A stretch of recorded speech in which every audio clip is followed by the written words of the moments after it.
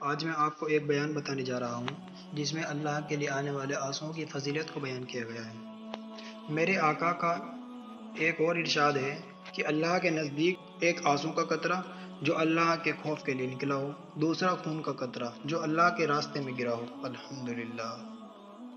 ایک جگہ ارشاد ہے کہ قیامت کے دن 7 آدمی ایسے ہوں گے جن کو اللہ جل شانہ اپنا سایہ عطا فرمائیں گے۔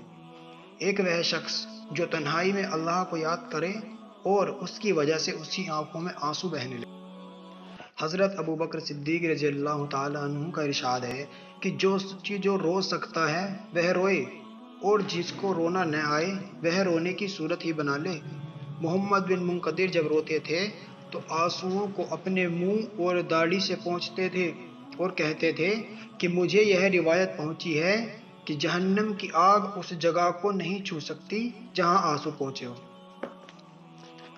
جہنم کی آگ اس جگہ کو نہیں چھو سکتی جہاں پر آنسو پہنچے ہوں۔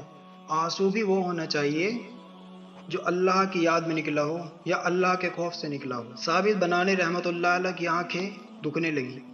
طبیب نے کہا کہ ایک بات کا وعدہ کر لو، آنکھ اچھی ہو جائے گی کہ رویا نہ کرو۔ کہنے لگے آنکھ میں کوئی خوبی ہی نہیں اگر وہ روئے نہیں۔ یزید بن مسیرہ رحمۃ اللہ علیہ کہتے ہیں کہ رونا 7 وجہ سے ہوتا ہے: خوشی سے، جنون سے، اللہ کے خوف سے، گھبراہٹ سے، دکھاوے سے، نشے سے اور اللہ کے خوف سے۔ یہی وہ رونا ہے کہ اس کا ایک آنسو بھی آگ کے سمندر کو بجھا سکتا ہے۔ جو آنسو اللہ کے لیے نکلا ہو وہ ایک آنسو سمندر کو بجھا سکتا ہے، پوری آگ کے سمندر کو بجھا سکتا ہے۔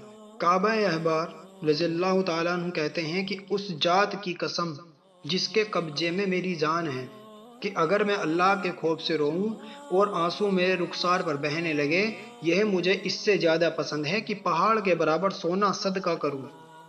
ان کے علاوہ اور بھی ہزاروں ارشادات ہیں جن سے معلوم ہوتا ہے کہ اللہ کی یاد میں اور اپنے گناہوں کی فکر میں رونا کیمیا ہے اور بہت ہی ضروری اور مفید، اور اپنے گناہوں پر نظر کر کے یہی حالت ہونی چاہیے۔